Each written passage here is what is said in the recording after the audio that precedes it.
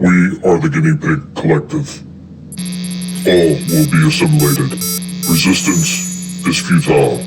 Hey guys, what's going on? Tommy and Rorschach!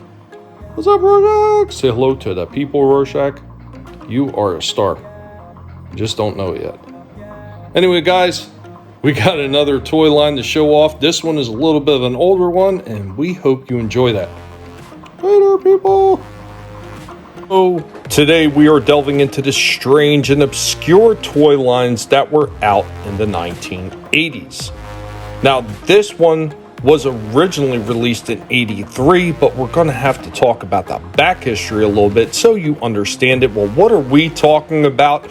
We are talking about M.U.S.C.L.E.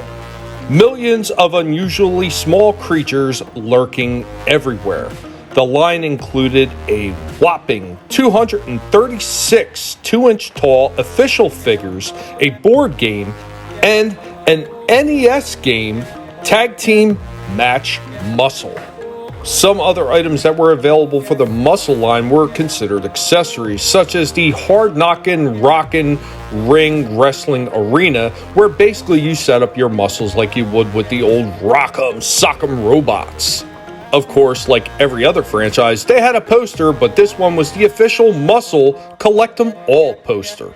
And much like all the other toy lines in that era, this one was received via way of a cutout mail-away on the back of the figure boxes. And as you can see in the background, there was also the M.U.S.C.L.E.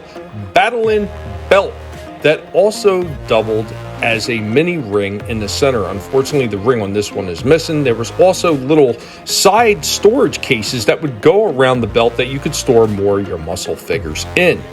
And now the story behind the M.U.S.C.L.E. line presumably is as follows. Mattel was looking for a new product in the mid-80s and came across the Japanese-based Kinkishi line, originally released in 1983. The Japanese version was basically a story that started as a parody of comic book superheroes in the 1970s and morphed into a cosmic wrestling story. Now, Mattel continued with the wrestling theme, manufacturing figures from 1985 to 1987 based off the Kinkishi sculpts. There were good guys, and there were bad guys, and they fight, and that's pretty much it, and they lurk everywhere. The good guys were led by Muscle Man, good guy leading group called the Thug Busters, and Terrible, the bad guy, commanding the Cosmic Crunchers. And with collecting a lot of these things, not only do some people go with the Mattel names, but they also go with the Kinkishi line names as well. So if you are searching for these things, you might see them with names that vary slightly different from what you are probably used to. Mostly at the time, these were sold in packs of 28 or packs of 4, and there were 4 different variations on the packs that you could wind up buying. There were 10 packs made available later on, which were usually in plastic trash cans with shrink wrap on them. Now, of course, the M.U.S.C.L.E. figures started off in a single color, pink. But, you know, that's not always a sure success with the boys line, so they wound up adding a bunch of different colors into these figures to draw more attention to them and hopefully to hit a wider audience.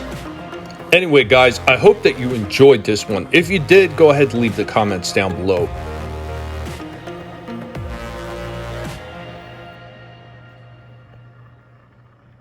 Shaq would just like to remind you, if you like what you've seen and what you heard, go ahead and destroy that like button. If you are new or returning to the channel, we here at the Guinea Pig Collective would appreciate you subscribing. And remember, never let anybody tell you what you can and can't say, what you should or should not watch, because your silence gives consent, and it just may get your toes nibbled off. Right, Rorschach? Later, y'all.